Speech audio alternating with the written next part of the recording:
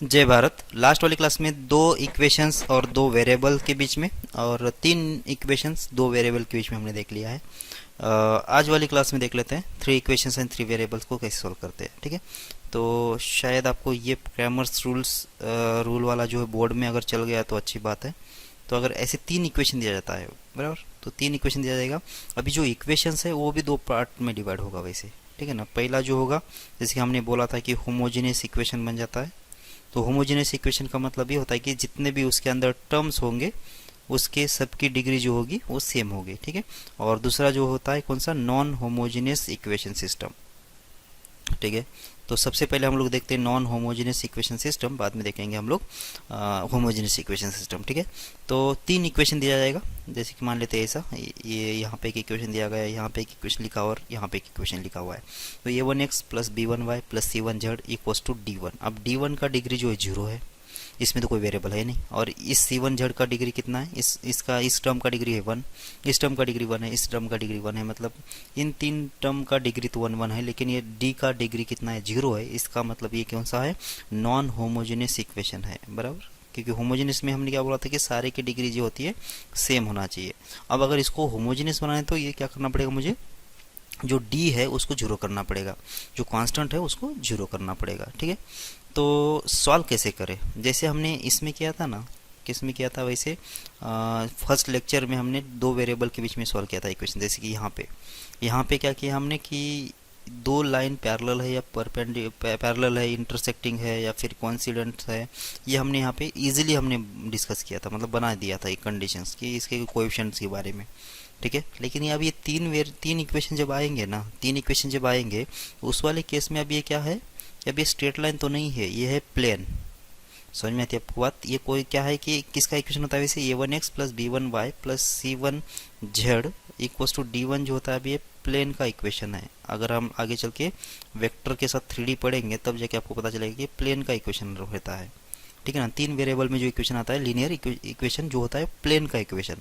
अब ये अगर प्लेन का इक्वेशन है तो दूसरा जो प्लेन का दूसरा भी क्या होगा, जो a2x plus b2y plus c2z equals to d2। अब ये भी एक प्लेन का इक्वेशन होगा। मान लेता हूँ दूसरा प्लेन कैसा है कि ऐसा है कि इसको मतलब इंटरसेक्ट कर रहा है ये वाला ऐसे। ठीक है, तो ये जो होगा इसका लाइन ऑफ इंटरसेक्शन हो गया। दो प्लेन जो है अगर इंटरसेक्ट कर रहे तो क्या किस में कर सकते हैं कि एक लाइन में कट कर सकते हैं। मतलब ये पूरी जो लाइन है आप इमेजिन कर लेना, दो प्लेन है। जैसे अपनी नोटबुक को हम एक पेज अगर खोलेंगे तो इसका जो एकदम से मतलब वो जहाँ से पेज बंधा हुआ है वो जो लाइन है वो दो पेजेस का क्या है, लाइन ऑफ इंटरसेक्शन है। ठीक है, तो अपनी दीवार भी देख लो, एक वर्टिकल दीवार है और नीचे जो हॉरिजॉन्टल दीवार है वो दोनों कहाँ पे इंटरसेक्ट करें, कॉर्नर पे इंटरसेक्ट करेंगे। और ये जो पूरी जो कॉर्नर होगी, कॉर्नर की जो लाइन पास कर रही है ना, वो सारा क्या होगा अपना, वो लाइन ऑफ इंटरसेक्शन होगा। दो प्लेन का जो इंटरसेक्शन आएगा वो लाइन ऑफ इंटरसेक्शन आएगा। एक तो ये सिचुएशन पॉसिबल है दो प्लेन के बीच में, या फिर दूसरी सिचुएशन क्या है कि ये एक प्लेन तो यहाँ पे आ गया ये वाला, और दूसरा प्लेन क्या होगा कि इसके पैरेलल, जस्ट इसके पैरेलल रहेगा, मतलब ये दोनों कभी इंटरसेक्ट करेंगे नहीं। ठीक है, तो अपने घर के जो आप जहाँ जिस रूम में आप बैठे हो वो आप आपस की जो रूम दीवार दो आगे वाली और पीछे वाली दीवार देखो कैसी है, एक दूसरे को पैरेलल प्लेन्स है, वो ये कभी भी इंटरसेक्ट नहीं करेंगे।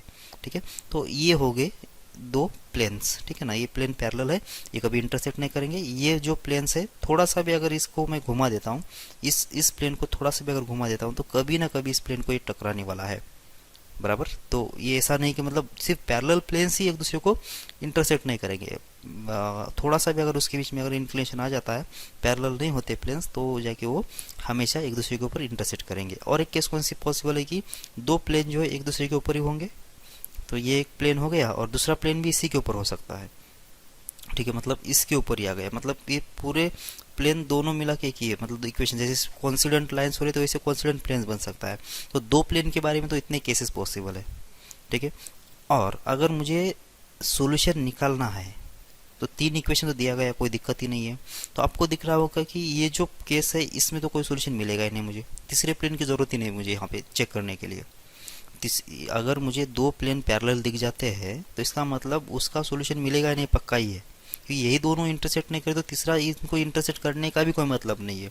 सॉल्यूशन सेट मतलब क्या होना चाहिए कि ऐसे एक्स वाई जेड का पेयर जो कि तीनों इक्वेशन को सेटिस्फाइड करे, ऐसा इन दोनों में ही कुछ नहीं है। तो मतलब ये पहला डायग्राम, ये दूसरा डायग्राम और ये तीसरा डायग्राम, बराबर। तो ये दूसरे डायग्राम में तो कोई सॉल्यूशन मिलने का चांस है ही नहीं, बराबर। हाँ, 1 में और 3 में चांस है। कैसा चांस है 1 में? अगर समझो मान लेता हूँ मेरा जो तीसरा प्लेन है, जो तीसरा प्लेन है, अगर इसी लाइन ऑफ इंटरसेक्शन से पास कर सकता है, मतलब क्या होगा, चलो मान लेता हूँ कि ऐसा एक कोई प्लेन है ऐसे इस टाइप का, और ये किससे कहाँ से पास कर रहा है? इसी लाइन ऑफ इंटरसेक्शन से पास कर रहा है इसे, ठीक है। तो इसका मतलब ये हुआ कि अब ये तीनों जो प्लेन है वो इसी लाइन ऑफ इंटरसेक्शन से पास कर रहे हैं, ठीक है। इसका मतलब ये जो पूरे पॉइंट्स है, इससे पूरे पॉइंट्स है वो क्या है? इसके सॉल्यूशंस है। तो कितने सॉल्यूशंस हो गए इसके अंदर? ये जो लाइन के ऊपर जितने भी पॉइंट्स आएंगे वो सारे इसके सॉल्यूशंस है। एक तो ये केस बन जाएगा, ठीक है, इनफाइनाइट सॉल्यूशंस बन जाएंगे इस वाले केस में, क्योंकि लाइन के ऊपर का हर एक पॉइंट क्या है? इसका सॉल्यूशन है। अब यूनिक सॉल्यूशन वाला प्लेन कैसा होगा? चलो मैं ये ब्लू जो ये जो रेड पॉइंट, रेड मार्कर से जो निकाला ना हमने, वो तीसरा प्लेन था। अब तीसरा प्लेन एक तो ऐसा हो सकता है कि इसके पॉइंट ऑफ इंटरेस्ट से पास करे, या फिर ऐसा हो सकता है कि इसको डायरेक्ट एक ही पॉइंट से कट करे, एक ही पॉइंट से कट करे। कैसे कट करे समझ में आ रहा है क्या? देखो, इस अगर समझो इसी पॉइंट से पास करने वाला इसको परपेंडिकुलर प्लेन ले लो, इस पॉइंट से पास करने वाला परपेंडिकुलर प्लेन बन सकता है, तो उस वाले केस में तो यूनिक सॉल्यूशन मिल जाएगा, ठीक है। समझ में आ रहा है? मतलब ये एक सॉल्यूशन भी आ सकता है, ये एक सॉल्यूशन भी आ सकता है। अच्छा, ये एक दीवार का एक कौन सा भी कॉर्नर देख लो, जो टॉप ऊपर वाला जो फ्लोर ऊपर वाला जो प्लेन है, एक साइड वाला और एक साइड वाला है, तीनों जो है कहाँ पे? एक कॉर्नर पे एक सिंगल पॉइंट पे कट कर रहे हैं, बराबर है क्या? तो सिंगल पॉइंट पे अगर कट कर रहे हैं तो वो जो पॉइंट होता है वो तो यूनिक सॉल्यूशन हो जाएगा, ठीक है, वो तो हो जाएगा यूनिक सॉल्यूशन। और अगर दो प्लेन है, अपने दो प्लेन है, चलो मैं तो इसको बाद में समझाता हूँ आपको। ये जो चीज़ है मैं डायरेक्ट प्रैक्टिकली आपको एक वीडियो दिखा के समझाता हूँ, ठीक है। अभी तो मतलब 3 सॉल्यूशन पॉसिबल होते हैं। अगर ये बात समझ में आए तो बहुत अच्छी बात है, नहीं तो फिर मैं तो वीडियो बनाने वाला हूँ, ठीक है ना। मतलब यहाँ से अगर ऐसा कोई अगर प्लेन पास करता है तो ऐसे इधर से, तो जाके क्या होगा कि इसका एक ही सॉल्यूशन मिलेगा, ठीक है, इसका एक ही सॉल्यूशन मिलेगा। और अगर इसी लाइन से पास करता है तो इससे इनफाइनाइट सॉल्यूशन मिलेंगे, ठीक है। अच्छा, यहाँ पे एक और केस पॉसिबल है। कौन सी केस पॉसिबल है? अगर कोई तीसरा जो प्लेन है इसको ही पैरेलल हो, तो इसका मतलब क्या कि उसके ऊपर से पास करेगा तो भी तो नहीं मिलेगा, ठीक है ना। मतलब बहुत सारे केसेस पॉसिबल है, ओके। मतलब इनफाइनाइट सॉल्यूशन पॉसिबल है, यूनिक सॉल्यूशन पॉसिबल है और नो सॉल्यूशन भी पॉसिबल है, ठीक है। तो ऐसे केसेस बन सकते हैं। तो यहाँ पे स्ट्रेट लाइन की तो बात है ही नहीं, ठीक है ना, तो प्लेन की बात चल रही है, ओके। अब देख लेते हैं। अब इसमें मुझे सॉल्व कर देना है, तो सॉल्व कर देना है तो फिर पहले तो इन दोनों को सॉल्व करना पड़ेगा, या फिर एक तो मेथड कौन सी है कि एक पहले तो जड़ को रिमूव कर दो, मैं यहाँ से जड़ की वैल्यू निकाल दो और इसमें रख दो और इसमें रख दो, तो क्या होगा कि जड़ तो निकल जाएगा एक्स एंड वाई के टर्म में। तो ये दो वेरिएबल, दो इक्वेशंस बन जाएंगे, तो उसके हिसाब से सॉल्व करना पड़ेगा, लेकिन थोड़ा लेंदी प्रोसेस पड़ेगा ये। तो उसके लिए मैं क्या कर रहा हूँ कि एक क्या बोलते हैं उसको, डिटरमिनेंट के अंदर एक क्रैमर्स रूल बोल के मेथड है, ठीक है। क्रैमर्स रूल का मतलब क्या होता है? हम लोग वैसे ये क्रैमर्स रूल के साथ प्रॉब्लम सॉल्व करने वाले हैं नहीं। जब हम लोग डिटर्मिनेंट पढ़ेंगे तो उसके उस वाले चैप्टर में हम लोग उसके बारे में थोड़ा सा, मतलब ये कैसे बना, कैसे हो रहा है, ये हम लोग वहाँ पे देख लेंगे। लेकिन अभी हम लोग जो है मैट्रिक्स में जो रैंक वाली मेथड आती है उससे सॉल्व करने वाले सारे प्रॉब्लम्स रैंक मेथड से, ठीक है ना। और उसके लिए कोई डिटर्मिनेंट और मैट्रिक्स के बेसिक रूल्स आपको मालूम होना चाहिए या फिर क्या है वो, कुछ भी की ज़रूरत नहीं है। ये सेपरेट हम लोग आज इसी क्लास में सब कुछ देख लेंगे, ठीक है। ओके, तो सिर्फ क्रैमर्स रूल क्या है वो मैं समझा देता हूँ पहले। तो क्रैमर्स रूल क्या है कि उसमें एक कोएफिशिएंट डिटरमिनेंट होता है। ये जो डेल्टा लिखा है वो होता है कोएफिशिएंट डिटरमिनेंट। ये जो पहला जो रो है उसमें फर्स्ट इक्वेशंस के आपके क्या रहेंगे, इक्वेशंस के कोएफिशिएंट रहेंगे, एक्स का, वाई का और जेड का रेस्पेक्टिवली, ठीक है। और जो दूसरा जो रो है, दूसरे रो में क्या रहेंगे, दूसरे रो में हो जाएगा, दूसरे रो में होता है दूसरे इक्वेशन के कोएफिशिएंट्स, दूसरे इक्वेशन के कोएफिशिएंट। और तीसरा जो रो है, तीसरा जो रो है उसमें क्या रहेगा कि थर्ड इक्वेशंस के कोएफिशिएंट रहेंगे, पहले इक्वेशन का कोएफिशिएंट, दूसरे का, तीसरे का। और जो पहला कॉलम है उसमें क्या होगा कि सिर्फ एक्स के कोएफिशिएंट रहेंगे, दूसरा जो कॉलम है उसमें क्या रहेंगे, सिर्फ वाई के कोएफिशिएंट रहेंगे, और तीसरा जो कॉलम है वो क्या रहेगा, उसमें सिर्फ जेड के कोएफिशिएंट रहेंगे। ये ऑर्डर चेंज कर सकते हैं हम लोग अपने अकॉर्डिंग। मतलब अगर मैंने पहले y को लिख दिया बाद में x को लिख दिया, तो इसमें भी पहले y को लिखना पड़ेगा बाद में x को लिखना पड़ेगा, इसमें भी पहले y को लिखना पड़ेगा फिर बाद में x को लिखना पड़ेगा। मतलब इसमें जो पहला वेरिएबल जो लिखा है ना वो सब में पहला रहना चाहिए, इसमें जो पहला लिखा है और दूसरा लिखा है सब में वही वेरिएबल नीचे रहना चाहिए। z जो तीसरी बार आए तो सब में z तीसरी बार होना चाहिए, क्योंकि ये इसके हम लोग ये देखो ना, A1 A2 A3 हमने लीनियरली लिख दिया है यहाँ पे नीचे, एक के नीचे एक नीचे एक। उसके लिए ये जो तीन वेरिएबल है वो सेम होना चाहिए। अगर किसी ने अगर ऐसा लिखा A1X लिखा था यहाँ पे और यहाँ पे B2Y लिखा है, तो ये A1 के नीचे B2 नहीं लिखो, तो A1 के नीचे सिर्फ X के कोएफिशिएंट आएंगे, बराबर। अगर यहाँ पे X का लिखा तो सबके X से लिखो, यहाँ पर Y के लिखा तो सबके Y के लिखो। पहले ये डेल्टा जो है आप डिसाइड कर लो कैसे लिखना चाहते हो, बराबर। क्या पहले कॉलम में कोई भी एक वेरिएबल के कोएफिशिएंट, दूसरे कॉलम में दूसरे कोई भी एक वेरिएबल के कोएफिशिएंट, और तीसरे में जो रिमेनिंग है उसका। पहले रो में जो पहला इक्वेशन या फिर दूसरा इक्वेशन तीसरा इक्वेशन कौन सा भी ले लो आप, अगर इसको अगर पहला इक्वेशन बोल रहे हो तो इसके कोएफिशिएंट ऊपर आएंगे। कोई अगर बोलता है कि ये उसके लिए पहला इक्वेशन है, दूसरा इक्वेशन है, तीसरा इक्वेशन है, हमने तो यहाँ पे फर्स्ट इक्वेशन लिखा, तो उसके लिए तो ये शायद ही पहला इक्वेशन हो जाए, तो ये 3B3 और C3 उसके लिए ये पहले इक्वेशन के कोएफिशिएंट बने। तो यहाँ पे कोई मतलब रिस्ट्रिक्शन नहीं है, आपको जो भी पैटर्न यूज़ करना है पैटर्न यूज़ करो, लेकिन अभी उसी पैटर्न को आगे फॉलो करना है, बराबर। क्या वो सिमेट्रिक पैटर्न आगे आना चाहिए। ओके, तो एक होता है डेल्टा 1, इसको डेल्टा 1 बोलो या फिर डेल्टा x बोलो, कुछ भी बोलो।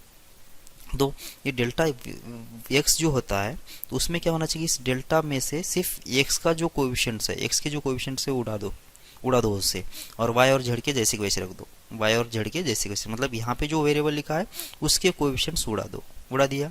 फिर उसके बदले क्या आएगा, ये जो कॉन्स्टेंट्स है उसको रिप्लेस कर लो, d1 d2 d3 को, d1 d2 d3 को रिप्लेस करो। मतलब डेल्टा x अगर निकालना है तो ये x के कोएफिशिएंट उड़ा दिया और उसके बदले d1 d2 d3 इसी ऑर्डर में, जिस ऑर्डर में आपने इस इक्वेशन को लिखा था, ठीक है। अब डेल्टा y क्या होना चाहिए, डेल्टा y मतलब क्या, अब y के जो कोएफिशिएंट्स है डेल्टा के अंदर वो उड़ा दो और उसके बदले क्या लिख दो, d1 d2 d3 लिख दो। और ऐसे आप डेल्टा z आपको पता चल रहा होगा, डेल्टा z मतलब क्या कि आपको क्या करना है, अभी z के कोएफिशिएंट्स को उड़ा देना है और उसके बदले d1 d2 d3 लिख देना है। तो ऐसा करने से जो x मिलेगा तुमको कैसा मिलेगा, delta x divided by delta मिलेगा, y जो मिलेगा delta y divide by delta मिलेगा, और z जो मिलेगा delta z divide by delta, ऐसा मिल जाएगा। x y z जो है ऐसे मिलने वाले आपको, बराबर है क्या। तो अब यहाँ से ही आपको पता चलेगा कि इसके कोई मतलब सॉल्यूशंस कैसे आएंगे। सबसे पहले हमने क्या निकाला, x की वैल्यू कैसे निकाला, ये निकाला delta x divided by delta. Delta कैसे निकालना है, डेल्टा x कैसे निकालना है, ये आपको अभी अभी पता चल गया है, बराबर। Delta y divide by delta, और z की वैल्यू कितना है, ये डेल्टा z डिवाइड बाय होगा डेल्टा, ठीक है। मैं इसलिए ये समझा रहा हूँ ताकि आपको पता चले कि पहले वाली मेथड में और जो हम लोग जो दूसरी मेथड देखेंगे उसमें कितना फ़र्क आएगा, ठीक है। मतलब इसमें कैलकुलेशन कितना रहेगा और वो जो मैं मेथड बोलूँगा उसमें कितना कैलकुलेशन है, और जो आपको बेस्ट लग रही है वो आपको यूज़ करना है, ठीक है। ऐसा कंपलसरी नहीं है कि मतलब वही मेथड यूज़ करना है, रैंक वाली मेथड बोल के। आपको अगर इजी लग रहा है तो वो यूज़ करो, या फिर ये अगर आपको इजी लग रहा है तो ये वाला यूज़ करो, जो भी आपको इजी लग रही है वो कर देने का, ठीक है। अब सिस्टम जो है, जो सिस्टम के अभी सॉल्यूशंस निकालना है मुझे, तो सिस्टम, ठीक है। तो इसका जो सिस्टम का सॉल्यूशन कैसे आएगा, अगर डेल्टा की वैल्यू मतलब कौन सा, डेल्टा की वैल्यू अगर नॉन जीरो होती है, डेल्टा मतलब क्या समझ में आ रहा है आप लोगों को, डेल्टा मतलब ये कोएफिशिएंट डिटर्मिनेंट, इसकी वैल्यू अगर नॉन जीरो होती है या फिर इसकी वैल्यू जो है अगर जीरो होती है, इसकी वैल्यू कितना होती है, जीरो होती है। अब इसके ऊपर इतना क्यों हम लोग मतलब ज़्यादा जा रहे हैं, इस वैल्यू के ऊपर क्यों ज़्यादा जा रहे हैं, मतलब इसके ऊपर वैल्यू इस वैल्यू के ऊपर क्यों डिपेंड कर रहा है, क्योंकि ये जो वैल्यू आ रही है वो कितना आ रही है, नीचे आ रही है ना, यहाँ पे इसके नीचे आ रही है, सबके नीचे है वैल्यू है। अगर इस सबके नीचे वैल्यू है तो इसका मतलब ये होगा कि नीचे अगर वैल्यू है तो इसका मतलब इसकी वैल्यू अगर जीरो आती है तो कोई ना कोई गड़बड़ होगा, क्योंकि डिवीजन के नीचे तो जीरो नहीं होना चाहिए, डिवीजन के नीचे तो जीरो नहीं होना चाहिए ना। और अगर नीचे वाला अगर जीरो नहीं है इसका मतलब ऊपर कुछ भी आने दो, जीरो आने दो, कुछ भी आने दो, उस वाले केस में अपने को आंसर जो है ऑलवेज क्या होगा, मिल जाएगा, ऑलवेज आंसर जो होगा आ जाएगा। और वो कैसे होगा, सॉल्यूशन जो होगा यूनिक होगा, एक ही मिलेगा। ऐसा नहीं कि मतलब मुझे वहाँ पे कोई कॉन्फ्लिक्ट होगी या फिर ऐसा होगा बोल के मतलब एक से ज़्यादा सॉल्यूशन नहीं मिलेंगे। यहाँ पे ऐसे वाले केस में क्या आएगा कि यूनिक सॉल्यूशन आ जाएगा, बराबर है क्या। और सिस्टम कैसी रहेगी, ये कंसिस्टेंट रहेगी। कंसिस्टेंट का मतलब क्या होता है कि कम से कम एक तो भी सॉल्यूशन दे देना चाहिए सिस्टम, और यहाँ पे एक सॉल्यूशन आ गया। अब डेल्टा की वैल्यू अगर जीरो होती है तो डेल्टा की वैल्यू जीरो होती है तो आप यहाँ पे थोड़ा सा आपको ध्यान रखना पड़ेगा। अगर डेल्टा की वैल्यू जीरो है मतलब डिवीजन में तो जीरो आ गया, बराबर है क्या। और अगर डिवीजन में जीरो है और ऊपर अगर कोई नॉन जीरो नंबर है तो 2 डिवाइड बाई जीरो ये तो कभी भी एग्जिस्ट नहीं करेगा, कभी भी एग्जिस्ट नहीं करेगा, बराबर है क्या। लेकिन अगर ऊपर भी जीरो आता है और नीचे भी जीरो आता है तो हमने शायद लिमिट वगैरह पढ़ ली होगा ना, तो ये इनडिटर्मिनेंट फॉर्म भी बन सकता है कभी कभी। ठीक है, तो यहाँ से आंसर आने के चांसेस होते हैं। ठीक है, ओके, तो इसका मतलब क्या होगा, एट लीस्ट ये डेल्टा के लिए अगर जीरो है तो चेक करेंगे एट लीस्ट डेल्टा एक्स और डेल्टा वाई और डेल्टा जेड, ये तीनों में से delta X delta Y delta Z में से एटलीस्ट वन, ये मतलब वन भी, ये at least one of delta X और delta Y delta Z zero, अगर ऐसा होगा, ये अगर जीरो होता है delta X delta Y delta Z में से अगर एक भी अगर जीरो होता है तो इसका मतलब यहाँ पे क्या होगा कि नो सॉल्यूशन होगा। ठीक है, नॉन जीरो, जीरो नहीं नॉन जीरो, यहाँ पे नॉन जीरो होना चाहिए। मतलब क्या कि ऊपर क्या है कि कम से कम एक भी अगर वैल्यू क्या होगी नॉन जीरो होगी ना, डेल्टा एक्स की डेल्टा वाई डेल्टा जेड की वैल्यू, इस वाले केस में जो आएगा नो सॉल्यूशन आएगा। क्यों नो सॉल्यूशन आएगा, अगर मान लेता हूँ डेल्टा एक्स की वैल्यू नॉन जीरो है, मतलब 2 आ गया, तो 2 डिवाइड बाई जीरो तो एग्जिस्ट नहीं करेगा। अगर एक्स ही एग्जिस्ट नहीं कर रहा, एक्स ही एग्जिस्ट नहीं कर रहा, तो ये जो हमने सिस्टम लिखा है ना, ये वाली समझो एक्स एग्जिस्ट नहीं है, तो ये जो इक्वेशन है एक्स एंड वाई और जेड तीनों के ऊपर डिपेंड है। अगर एक्स ही एग्जिस्ट नहीं तो वाई और जेड कैसे एग्जिस्ट हो सकता है, क्योंकि एक्स का आता पता मालूम नहीं है तो वाई और जेड भी एग्जिस्ट नहीं होगा। समझ में आ रही की बात आपको। तो ये तीनों एक दूसरे के ऊपर डिपेंड है, इसलिए क्या होगा कि ये इसका सोल्यूशन निकलेगा नहीं। इसमें क्या है कि तीनों में से कम एक तो भी जीरो होना चाहिए, एक से ज़्यादा भी जीरो हो गए तो भी, एक से ज़्यादा भी नॉन जीरो अगर होते तो भी चलेगा। यहाँ पे नॉन जीरो लिखा है, ध्यान रखो नॉन जीरो लिखा है, जीरो नहीं लिखा है, बराबर क्या। अगर यहाँ पे डेल्टा एक्स की वैल्यू और डेल्टा वाई की वैल्यू और डेल्टा जेड की वैल्यू, क्या तीनों के तीनों वैल्यू जीरो है क्या चेक करो, तीनों के तीनों वैल्यू जीरो है क्या चेक करो। तीनों के तीनों वैल्यू अगर जीरो होते हैं तो क्या होगा, ये एक्स कैसे आएगा जीरो बाई जीरो, वाई कैसे आएगा जीरो बाई जीरो, जेड कैसे आएगा जीरो बाई जीरो। मतलब शायद ऊपर और नीचे कोई कॉमन फैक्टर होगा, उसकी वजह से क्या हो रहा है कि इसका आंसर जीरो आ रहा होगा, वो कॉमन फैक्टर निकालने के बाद इसका आंसर निकल जाएगा। तो इस वाले केस में क्या मिलेगा मुझे, इनफाइनाइट सॉल्यूशंस मिलेंगे। और ये सिस्टम कैसी होगी, इनफाइनाइट सॉल्यूशन मिलेंगे। और ये सॉल्यूशन सिस्टम कैसी होगी, कंसिस्टेंट होगी। यहाँ पे भी क्या होगा, ये कंसिस्टेंट होगा। यहाँ पे कोई सॉल्यूशन नहीं मिल रहा है, इसका मतलब ये होगा इनकंसिस्टेंट सिस्टम, बराबर। ओके, तो सिस्टम कैसी होगी, कंसिस्टेंट होने के लिए यूनिक सॉल्यूशन और इनफाइनाइट सॉल्यूशन दोनों भी जिम्मेदार रहेंगे। एक तो डेल्टा की वैल्यू नॉन जीरो हो जाए तो बहुत ही अच्छी बात है, लेकिन अगर डेल्टा की वैल्यू अगर जीरो हो जाती है तो मुझे चेक करना पड़ेगा डेल्टा एक्स भी जीरो होना चाहिए, डेल्टा वाई भी जीरो होना चाहिए, डेल्टा जेड भी जीरो होना चाहिए। ये तीनों के तीनों जीरो होना चाहिए, मतलब ये तीनों प्लस डेल्टा, ये चार अगर जीरो हो जाते तब जाके क्या होगा, इसका इनफाइनाइट सॉल्यूशन आ जाएगा। समझ में आपको बात। और नो सॉल्यूशन के लिए डेल्टा की वैल्यू जीरो होना मस्ट है, ये होता है तो ही जाके हम आगे जाएंगे। ठीक है, इन दोनों केसेस के लिए डेल्टा की वैल्यू जीरो होना बहुत मस्ट है। अगर डेल्टा की वैल्यू अगर जीरो हो रही है तो इन तीनों के बीच में, मतलब ऐसी दुआ करो कि डेल्टा एक्स डेल्टा वाई और डेल्टा जेड तीनों में से कम एक का आंसर तो भी नॉन जीरो आना चाहिए, तब जाके इसका नो सॉल्यूशन आएगा। ठीक है, और अगर तीनों का भी आंसर जीरो आ गया तो इस वाली केस में इनफाइनाइट सॉल्यूशन आएंगे। ठीक है, मतलब डेल्टा एक्स की वैल्यू, डेल्टा वाई और डेल्टा जेड की वैल्यू जीरो होना जरूरी है। अगर डेल्टा एक्स वैल्यू जीरो हो रही है, डेल्टा वाई की जीरो हो रही है और डेल्टा जेड की वैल्यू वन आ रही है, तो ऐसा नहीं सोचो कि यार ये वन भी तो जीरो के आसपास है और बेचारे दोनों जीरो ही हो गए तो भी इसका नो सॉल्यूशन दे देते, ऐसा नहीं। Delta X delta Y delta Z तीनों के तीनों जीरो होना ज़रूरी है, तब जाके क्या होगा, ये इनफाइनाइट सॉल्यूशंस आ जाएंगे और सिस्टम जो होगा कंसिस्टेंट होगा। ठीक है, अब आते हैं हम लोग प्रॉब्लम के ऊपर। अब देख लो ये प्रॉब्लम है, तो डेल्टा की वैल्यू निकाल देना है और सिस्टम कैसा है, कंसिस्टेंट है।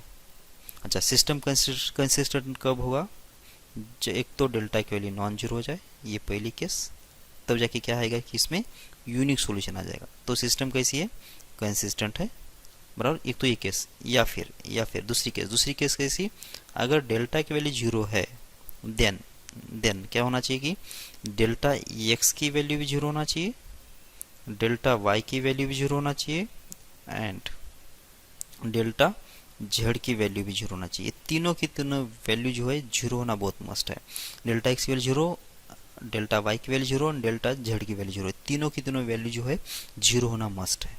तो अब देखो कि इसमें कैलकुलेशन कितना होगा। पहले तो डेल्टा की वैल्यू जीरो या नॉन जीरो करा दो। ठीक है, या फिर यहाँ पे देख लो डेल्टा कितना है वो पहले ढूंढना पड़ेगा, तो डेल्टा निकाल दो, कितना आ जाएगा, डेल्टा जो होता है कोएफिशिएंट डिटरमिनेंट होता है। और कोएफिशिएंट डिटरमिनेंट मतलब एक्स का, वाई का और जेड का, इसी ऑर्डर में मैं कोएफिशिएंट लिख लेता हूँ। पहले में आ जाएंगे किसके, एक्स पहले इक्वेशन के, तो 1 1 -2, सही है।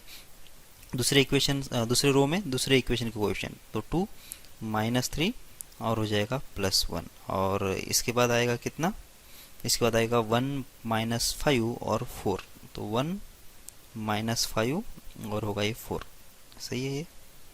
अब इसके बाद क्या करोगे, सॉल्व कर लो इसको। अब ये कितना आ रहा है वो देखना पड़ेगा। अगर 0 आता है तो ये दूसरी केस होगी, 0 नहीं आता है तो पहली केस होगी, ठीक है।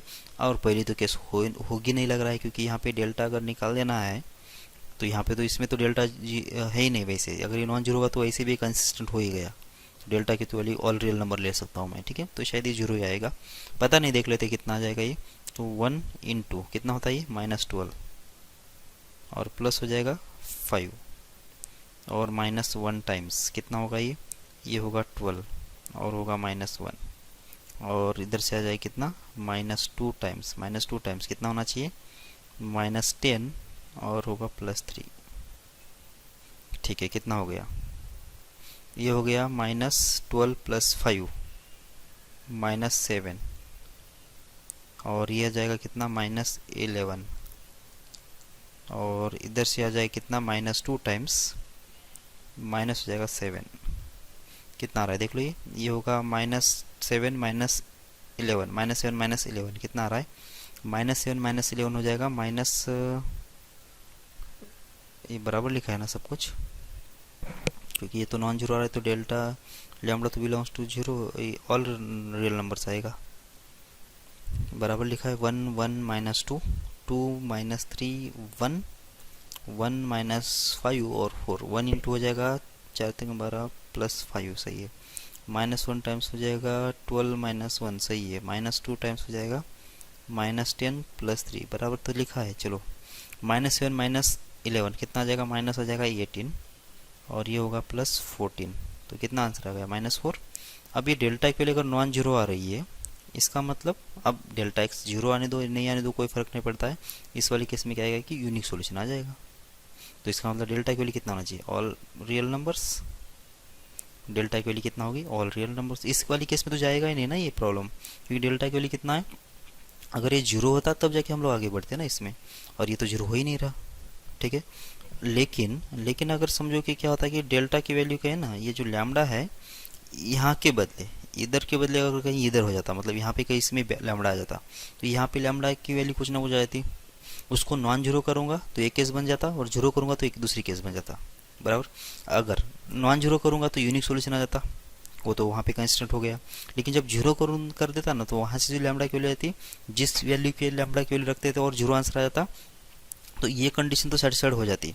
अब मुझे डेल्टा x की वैल्यू जीरो करना पड़ता, डेल्टा y की वैल्यू जीरो करना पड़ता और डेल्टा z की वैल्यू जीरो करना पड़ता। समझ में आ रहा है क्या?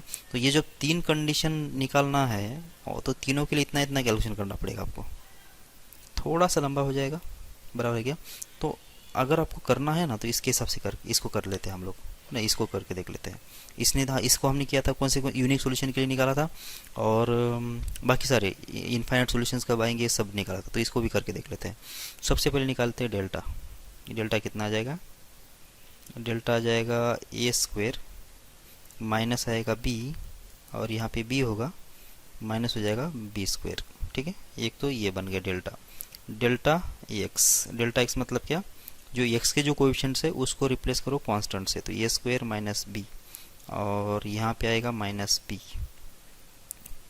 a² माइनस b, और यहाँ पे b के बदले कितना आएगा 2 प्लस आ जाएगा 4b, बराबर, और यहाँ पे माइनस b² का माइनस b², ये हो गया डेल्टा x। अब डेल्टा y मतलब कोएफिशिएंट डिटरमिनेंट में से जो y का जो कोएफिशिएंट है उसको हटा दो, उसके बदले कांस्टेंट को रिप्लेस कर लो, तो a² और b, और यहाँ पे कितना आ गया a² माइनस b, और आएगा 2 प्लस 4b। ये समझ में आ रहा है क्या आप लोगों को? अच्छा, अब क्या करेंगे, सबसे पहले निकालते हैं यूनिक सॉल्यूशन कब आएगा, जब डेल्टा की वैल्यू नॉन जीरो होगी। तो इसको सोल्व कर लो, कितना आ रहा है ये हो जाएगा माइनस a² और b², बराबर, और होगा ये प्लस b² और इक्वल्स टू होगा zero, non equal to zero होगा। तो जब बी स्क्वायर की वैल्यू निकालूंगा कॉमन तो आ जाएगा कितना, वन माइनस ए स्क्वायर, और इसकी वैल्यू कितना होना चाहिए, नॉन जीरो होना चाहिए, बराबर है। अगर ये नॉन जीरो है तो आप आगे कर लो सॉल्व। एक तो बी स्क्वायर का जो वैल्यू है वो होना चाहिए नॉन जीरो, या फिर ए स्क्वायर माइनस वन का वैल्यू कितना होना चाहिए, वो होना चाहिए नॉन जीरो। एक तो बी की वैल्यू नॉन जीरो चलेगी और ए की वैल्यू कितना नहीं चलेगी, प्लस और माइनस वन नहीं चलेगी। ठीक है, दो वैल्यू आ गई थी ना, उधर से भी यही वैल्यू आई थी। ठीक है ना, आप अगर चेक करना तो चेक कर लो। यूनिक सॉल्यूशन के लिए हमने कौन सी वैल्यू निकाला था, यहाँ पे देख लो, यहाँ पे ऊपर निकला था ना, ए की वैल्यू प्लस और माइनस वन नहीं होना चाहिए था और बी की वैल्यू जीरो नहीं होना चाहिए था। ठीक है, वही वैल्यू आ गई इधर से भी। अब निकालते हैं हम लोग किसके लिए, इनफाइनाइट सॉल्यूशंस के लिए। जब इनफाइनाइट सॉल्यूशंस की बात करते हैं तो इनफाइनाइट सॉल्यूशंस बराबर, तो उसके लिए क्या क्या होना चाहिए, सबसे पहले तो होना चाहिए डेल्टा की वैल्यू जीरो, पहली केस। ठीक है, इसके साथ साथ क्या होना चाहिए, इनफाइनाइट सॉल्यूशन के लिए डेल्टा एक्स भी जीरो होना चाहिए, एंड क्या होना चाहिए कि डेल्टा वाई भी जीरो होना चाहिए। समझ में आ रहा है क्या? जब तीनों जीरो हो जाएंगे तो एक्स की वैल्यू कैसे निकाल रहे थे हम लोग, delta x divide by delta, और वाई की वैल्यू कैसे निकाल रहे थे, delta Z divide by delta. तो ये जीरो बाय जीरो और ये जीरो बाय जीरो, तो शायद वो फैक्टर क्या कॉमन जो निकल जाने के बाद इसका आंसर निकल जाएगा। ठीक है ना, तो ये इस वाले केस में क्या हुआ कि जीरो बाय जीरो वाले केस में क्या होता है कि इनफाइनाइट सॉल्यूशन आ जाते हैं।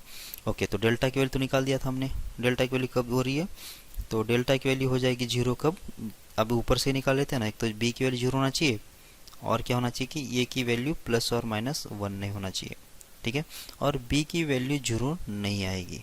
क्यों नहीं आएगी बोलो, क्योंकि बी की वैल्यू अगर जीरो रख देते हैं हम लोग, बी की वैल्यू अगर जीरो रख देते हो तो जो इक्वेशंस है, ये इक्वेशन मतलब इम्बैलेंस बन रहा है। ये इक्वेशन जो है बैलेंस बन ही नहीं रहा। बी की वैल्यू जीरो पे क्या हो रहा है कि ये जीरो ये जीरो ये जीरो, तो जीरो इक्वल्स टू टू बन रहा है। इसका मतलब ये हुआ कि ये बी की वैल्यू जीरो पॉसिबल ही नहीं, मतलब इस इक्वेशन का, इस डोमेन की बात नहीं हो रही है। बी की वैल्यू जीरो जो है इसके डोमेन में ही नहीं है। ठीक है, अगर ठीक है तो ये तो बात है ही नहीं, तो बस ये की वैल्यू कितना आ गई, प्लस और माइनस वन आ गई। अब आगे डेल्टा एक्स को सॉल्व कर लो, कितना आ रहा है, इधर से सॉल्व कर के रख देता हूँ मैं। देखो सॉरी, ए स्क्वायर माइनस बी स्क्वायर कर लो मल्टीप्लाई, तो ये होगा माइनस ए स्क्वायर और बी स्क्वायर और प्लस हो जाएगा बी क्यूब बराबर, और माइनस माइनस माइनस तो ये प्लस हो जाएगा, होगा टू बी, ये बराबर ना, टू बी प्लस हो जाएगा फोर बी स्क्वायर, प्लस हो जाएगा फोर बी स्क्वायर। ठीक है, अब यहाँ से बी ए स्क्वायर की वैल्यू ये क्या है, ये है डेल्टा एक्स बराबर, और ए की वैल्यू कितना है मालूम है अपने को, ए की वैल्यू कितना है, वो तो है वन के बराबर। ठीक है ना, तो ये होगा वन, तो कितना हो गया देख लो, ये होगा माइनस ए स्क्वायर बी स्क्वायर, तो ये होगा ए स्क्वायर की वैल्यू कितना है, वन है ना, यहाँ पे ए की वैल्यू कितना है, वन है, ये वन हो गया। ए स्क्वायर की वैल्यू कितना थी, वन थी ना बराबर, तो ये स्क्वायर की वैल्यू वन है, तो वन रख दिया यहाँ पे, तो कितना बनेगा, ये माइनस बी स्क्वायर बनेगा, और ये फोर बी स्क्वायर कितना होगा, प्लस थ्री बी स्क्वायर होगा, B cube plus three B square plus two B, ऐसा कुछ बन जाएगा।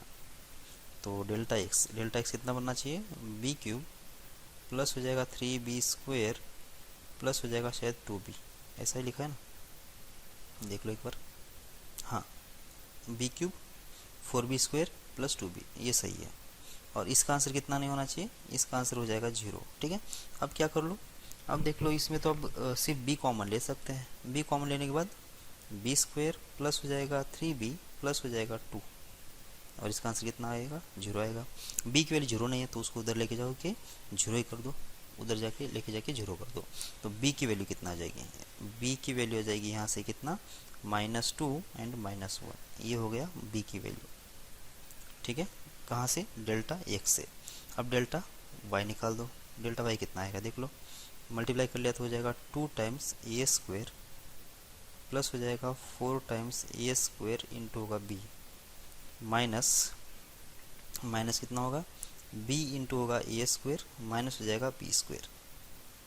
ठीक है, तो ए स्क्वायर की वैल्यू कितना है, ए स्क्वायर की वैल्यू फिर से वन है, तो ये कितना होगा देख लो, टू ये टू बनेगा और यहाँ पे आएगा फोर बी और आएगा बी, तो सॉल्व कर लो ना इसको, कितना आ रहा है देख लो, ये तो ये ए स्क्वायर की वैल्यू कितना, ए स्क्वायर की वैल्यू वन पे सॉल्व कर लेते हैं। ठीक है, तो कितना आ रहा है देख लो, ये ए स्क्वायर की वैल्यू वन पे आ जाएगा टू, प्लस हो जाएगा फोर बी माइनस हो जाएगा बी प्लस हो जाएगा बी स्क्वायर, कितना आ रहा है, फिर से वही आया ना equation, B square plus 3b आया, प्लस आ गया 2, और वही इक्वेशन आ गया। तो इधर से भी वही रूट्स आएंगे, -2 और -1। तो सॉल्यूशन सेट क्या आ गया, इसका जो +1 ले लेंगे, +1 और b का -2, +1 b का -1 और -1 b का -2 और b का a का -1 और b का -1। तो बस ये 4 ऑर्डर फिर बन गए, तो 4 सॉल्यूशंस पॉसिबल है। ठीक है, अब देख लेते हैं। अब लास्ट केस, यूनिक सॉल्यूशन कब आएगा। यूनिक सॉल्यूशन कब आएगा, जब डेल्टा की वैल्यू तो जीरो होना, अच्छा यूनिक सॉल्यूशन नहीं, नो सॉल्यूशन कब आएगा, डेल्टा की वैल्यू तो जीरो होना ज़रूरी है। मतलब ए की वैल्यू कितना नहीं होना चाहिए, ए की वैल्यू नहीं होना चाहिए प्लस और माइनस, ए की वैल्यू कितना होना चाहिए, प्लस और -1 होना ज़रूरी है, ये तो मस्ट है, तभी जाके नो सॉल्यूशन में भी जाएगा। ठीक है, उसके बाद एक तो डेल्टा की एक्स की वैल्यू नॉन जीरो होना चाहिए या फिर डेल्टा वाई की वैल्यू नॉन जीरो होना चाहिए, और इस वाली केस में दोनों का आंसर सेम ही आ रहा है। ठीक है, इसका मतलब ये हुआ कि नो सॉल्यूशन के लिए, नो सॉल्यूशन के लिए क्या होना चाहिए कि डेल्टा एक्स क्या होना चाहिए, नॉन जीरो होना चाहिए, या फिर डेल्टा वाई नॉन जीरो होना चाहिए, एंड इसके साथ साथ क्या होना चाहिए कि डेल्टा जो होगा वो जीरो होना चाहिए। तो यहाँ से तो मिल गया मुझे कितना, मुझे यहाँ से मिल गया था ए की वैल्यू प्लस और -1। ठीक है, ए की वैल्यू हो गई प्लस और -1। बी की वैल्यू जो है वो जीरो जो डोमेन में नहीं है, तो हम लोग उसके बारे में बात नहीं करेंगे, लेकिन बी की वैल्यू अगर जीरो होती है तो भी नो सॉल्यूशन आएगा, क्योंकि जीरो इक्वल्स टू तो कभी पॉसिबल नहीं है। ठीक है ना, तो ये दोनों भी लेना, दोनों ले लो। डेल्टा एक्स वैल्यू कितना, non zero, delta x value non zero मतलब क्या, बी की वैल्यू -2 और -1 पे जीरो हो रहा है, तो बस ये वैल्यू हटा दो यहाँ से। तो ए की वैल्यू कितना होना चाहिए, प्लस और -1 होना चाहिए, या फिर बी की वैल्यू जीरो होना चाहिए, तब जाके दोनों भी केसेस में क्या आएगा। अगर बी की वैल्यू जीरो सिंगल ही सफिशिएंट है, बी की वैल्यू अगर जीरो होगी तो भी ये सिंगल ही सफिशिएंट है, मतलब नो सॉल्यूशन बोलने के लिए, क्योंकि जब बी की वैल्यू जीरो होगी तो दूसरा इक्वेशन कुछ इम्बैलेंस हो रहा है, तो मतलब नो सॉल्यूशन आएगा ही वहाँ से। लेकिन अगर ए की वैल्यू कितना हो जाती है, ए की वैल्यू अगर कितना हो जाती है, प्लस और -1 होती है, तो क्या होना चाहिए कि बी की वैल्यू ये कितना नहीं होना चाहिए, ये नहीं होना चाहिए -2 या फिर -1, तब जाके क्या आएगा कि नो सॉल्यूशन आएगा। समझ में आ रही है आपको बात ये। ओके, ये थोड़ा सा लंबा प्रोसेस है, क्योंकि मुझे 2 वेरिएबल थे तो इतना करना पड़ा। ठीक है, अगर 3 वेरिएबल होते तो delta S, delta Y, delta Z निकालना पड़ेगा और डेल्टा निकालना पड़ेगा, तो 3-3, 4-4 मैट्रिक्स का आंसर, 4-4 डिटरमिनेंट का वैल्यू निकालना पड़ेगा, और उसमें भी क्या है कि उसमें 3/3 के रहेंगे वो डिटरमिनेंट, ऐसा नहीं कि मतलब 2/2 के, इतना ईजी नहीं रहेगा। इसलिए हम लोग क्या कर लेते हैं कि दूसरी एक मेथड देख लेते हैं, इसकी रैंक वाली रैंक मेथड। और रैंक मेथड क्या है वो मैं पहले समझाता हूँ। देखो, पहले सबसे पहले मैं क्या करता हूँ कि कुछ मैट्रिक्स के रैंक निकाल के आपको दिखा देता हूँ, तो आपको थोड़ा बहुत आइडिया आ जाएगा कि उसका रैंक कैसे निकालना है। ठीक है, 2 -2 -4 -1 3 4 1 -2 -3, ये इसको बोलते हैं हम लोग मैट्रिक्स। अगर आपको मैट्रिक्स के बारे में ज़्यादा कुछ आइडिया नहीं है तो अभी के लिए आपको डरने की ज़रूरत है ही नहीं। मैट्रिक्स से और इस मेथड से या फिर इससे कोई संबंध ही नहीं है वैसे। ठीक है, तो मतलब मैट्रिक्स है वो, लेकिन ज़्यादा अगर नॉलेज नहीं है उसके बारे में तो कोई दिक्कत नहीं है, समझ में आ जाएगा आपको।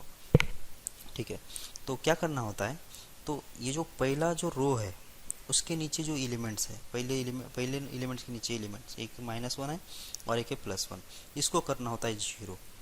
ठीक है, मतलब इसको ऐसे फॉर्मेट में लाना है मुझे, ये 2 0 और 0, फिर -2 का -2 यहाँ पे, मतलब जो भी यहाँ पे मॉडिफाइड हो सकता है नंबर, मतलब यहाँ के नंबर्स को मुझे कुछ चेंज नहीं करना है, लेकिन जो लास्ट एलिमेंट है ना इसमें उसको करना है 0, और यहाँ पे अगर कुछ भी एलिमेंट होता है तो कोई दिक्कत नहीं है। ठीक है, अब आपको ये क्या करना है, ऐसा इस फॉर्मेट में मुझे मैट्रिक्स चाहिए। मतलब क्या कि जो लीडिंग डायगोनल एलिमेंट्स है, लीडिंग मतलब ये जो पहले एलिमेंट से लेकर लास्ट एलिमेंट तक का जो बीच का जो ये जो डायगोनल जा रहा है ना, ये इसको बोलते हैं हम लोग लीडिंग डायगोनल एलिमेंट्स। ठीक है ना, तो ये जो डायगोनल एलिमेंट्स की जो नीचे जितने भी एलिमेंट्स होंगे, नीचे कितने एलिमेंट्स है, ये 3 एलिमेंट्स है, ये 3 एलिमेंट्स को मुझे 0 करना है किसी भी मैट्रिक्स में। किसी भी मैट्रिक्स में जो लीडिंग डायगोनल एलिमेंट्स होगा उसके नीचे के एलिमेंट 0 करना है, नीचे के करो या ऊपर के करो, लेकिन हम लोग हमेशा नीचे वाले 0 करेंगे। ठीक है, इसको बोलते हैं इक्वलन फॉर्म ऑफ ए मैट्रिक्स, हम लोग आगे इसके बारे में बोलेंगे अच्छे से, और इस नाम से भी कोई ज़्यादा संबंध नहीं है अपने को, बस लीडिंग डायगोनल एलिमेंट्स के नीचे के एलिमेंट्स को 0 करना है, ये अच्छे से दिमाग में रख लो। ठीक है, ओके, कैसे करेंगे फिर? एलिमेंट्री रो ट्रांसफॉर्मेशन आपको मालूम होगा, या फिर elementary row transformation, column transformation नहीं यूज़ करेंगे हम लोग, एलिमेंट्री रो ट्रांसफॉर्मेशन से ही जाएंगे। ठीक है, मतलब क्या? रो ट्रांसफॉर्मेशन से ही जाएंगे। तो रो ट्रांसफॉर्मेशन मतलब क्या कि अगर मुझे यहाँ पे जीरो लाना है तो मैं ऊपर वाले को यूज़ करके इसको जीरो लेके आऊँगा, यहाँ पे अगर जीरो लगाना है तो ऊपर वाले को यूज़ करके नीचे जीरो लेके आऊँगा। ठीक है, ओके। तो यहाँ पे जो भी इजी प्रोसेस है ना वो पहले कर लो। पहले इजी प्रोसेस कौन सी है कि यहाँ पे तो सीधा सीधा जीरो आ जाएगा यहाँ पे, या फिर ऊपर वाले में जीरो आ जाएगा। कैसा करें?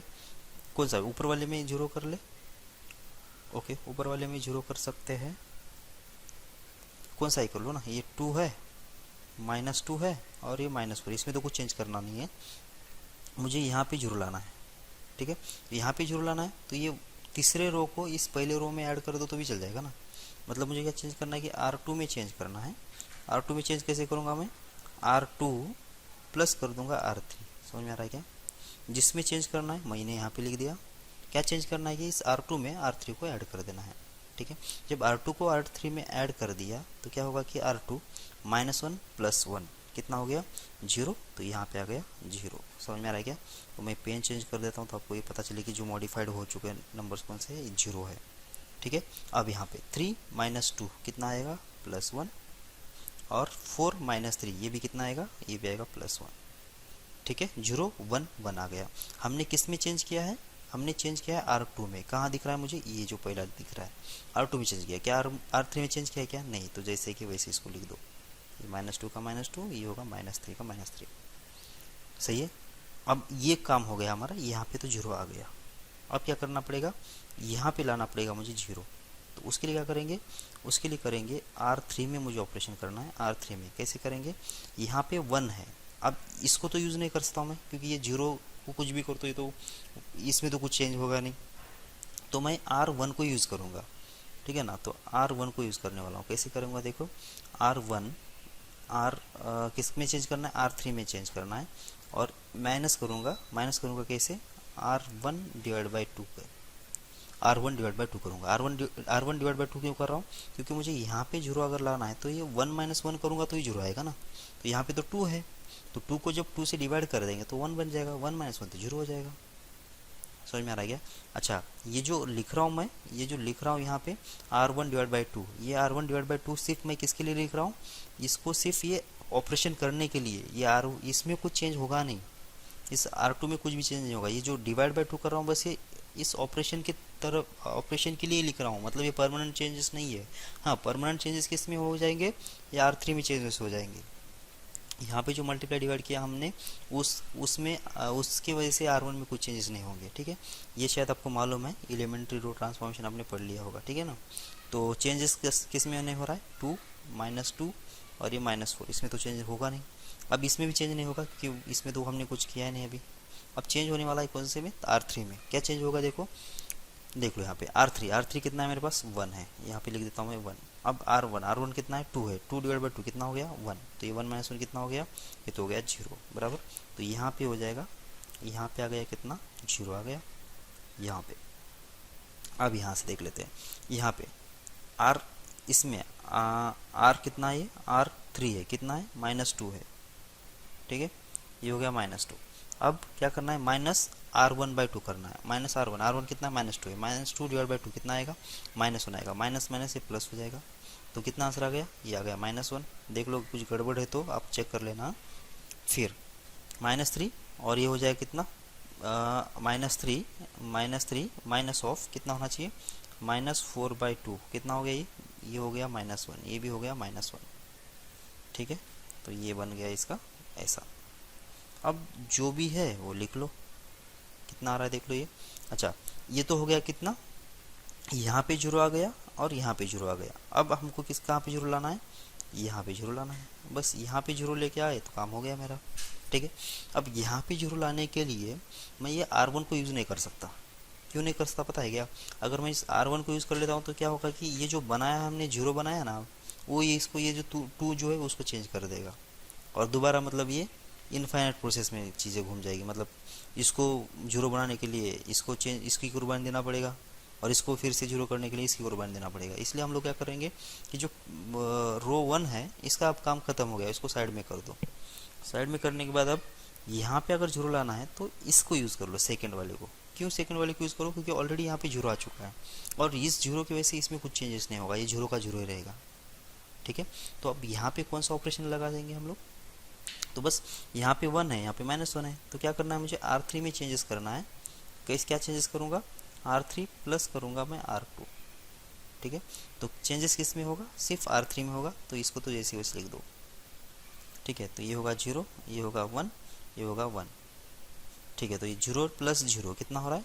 ये तो होगा 0, 1 माइनस 1 ये तो 0, 1 माइनस 1 ये भी 0 हो गया। बस ये बन गया ऐसे। हमको किसकी ज़रूरत थी? हमको ज़रूरत थी इसकी, मतलब इन 3 जीरोज़ की, ये 3 जीरोज़ की, ये लीडिंग जो नंबर्स है उनकी जीरो की ज़रूरत थी। लेकिन इन तीनों के जीरो करने के चक्कर में ये यहाँ पे भी जीरो आ गया। आने दो, कोई दिक्कत नहीं, मुझे इससे कोई संबंध नहीं है। ठीक है, ये आता है तो भी चलेगा, नहीं आता है तो भी चलेगा, अपने को उससे कोई संबंध नहीं है। ठीक है, अब क्या करना है, रैंक कैसे मेजर करना है उसके बारे में बोल देता हूँ। तो रैंक को हम लोग इस रो से डिनोट करते हैं। अगर ये मैट्रिक्स ए है तो रैंक ऑफ ए इसको ऐसा लिखेंगे। ये जो मैट्रिक्स है इसको अगर मैं ए बोल रहा हूँ तो रैंक ऑफ ए मतलब कैसे? ये रो ऑफ ए ऐसा होता है इसका rank of matrix. Rank of matrix क्या होता है अभी देख लो। रैंक ऑफ मैट्रिक्स ये होता है कि जब हमने इक्वलन फॉर्म बनाया, इक्वलन फॉर्म मतलब क्या कि जो ये देखो ना, ये जो 3 डायगोनल एलिमेंट्स के नीचे के जो 3 जो ट्रायंगल है, एलिमेंट्स का जो ट्रायंगल बन रहा है उसको मुझे क्या करना है कि जीरो कर देना है। कर दिया मैंने ये जीरो। कैसे किया? By using elementary row transformation. ठीक है, अब ये करने के बाद मुझे क्या करना है कि अभी सारे रोज को स्कैन करना है, सारे रोज को स्कैन करना है और देखना है कि कितने नॉन जीरो रोज बच गए। फिर से एक बार, इक्वलन फॉर्म बनने के बाद, इक्वलन फॉर्म क्या है कि डायगोनल एलिमेंट्स के नीचे जो एलिमेंट्स बनेंगे, डायगोनल एलिमेंट्स के नीचे जो एलिमेंट्स बनेंगे वो सारे को जीरो करना है। इसमें डायगोनल एलिमेंट्स कौन से थे? ये 3, बराबर। इसके नीचे कौन से है? ये ट्रायंगल। ये ट्रायंगल के एलिमेंट जीरो हो गए क्या? बिल्कुल जीरो हो गए। कैसे हो गए? Using elementary row transformation. अब ये होने के बाद मुझे क्या ढूंढना है अभी? अब ढूंढना है कि सारे रो को, मतलब रो को स्कैन करो, पूरा 3 ही तो रो है, 3 रो को स्कैन करना है और मुझे नॉन जीरो रोज कितने उसमें से काउंट करना है। नॉन जीरो रोज का मतलब क्या होता है मैं समझा देता हूँ कि किसी भी रो में अगर एक भी नॉन जीरो एलिमेंट दिख जाता है तो हो जाएगा नॉन जीरो रो। ठीक है, और सारे के सारे अगर एलिमेंट जीरो हो जाते हैं तो हो जाएगा जीरो रो। समझ में आ रहा है क्या? ओके, तो सबसे पहले इसमें कितने नॉन जीरो रोज है देख लो। पहला रो कितना, इसमें कितना है? 2 - 2 - 4 है। क्या ये जीरो रो है या नॉन जीरो रो है? हमने क्या बोला? सारे के सारे अगर जीरो हो जाते हैं एलिमेंट्स तो ही जीरो रो है। अगर एक भी अगर नॉन जीरो एलिमेंट उसमें दिख जाता है तो हो जाता है वो नॉन जीरो रो। तो यहाँ पे तो बहुत तीनों की तो नॉन जीरो है, तो ये तो नॉन जीरो रो हो गया, तो ये एक हो गया, बराबर। अब नीचे वाली लाइन में ये जीरो है, यहाँ पे 1 है और यहाँ पे 1 है। यहाँ पे भी इस रो में भी कम से कम एक एलिमेंट तो भी नॉन जीरो है, इसका मतलब ये भी नॉन जीरो रो है। ठीक है, तो ये भी कैसा है? नॉन जीरो रो है। और ये भी कैसा है? ये भी है नॉन जीरो रो। ठीक है, अब लास्ट वाला ये नॉन जीरो क्यों है? क्योंकि ये 1 और 1 आ गया ना, 2 बार 1 आ गया, हमको तो एक ही चाहिए था, ये फिर 2 आ गए।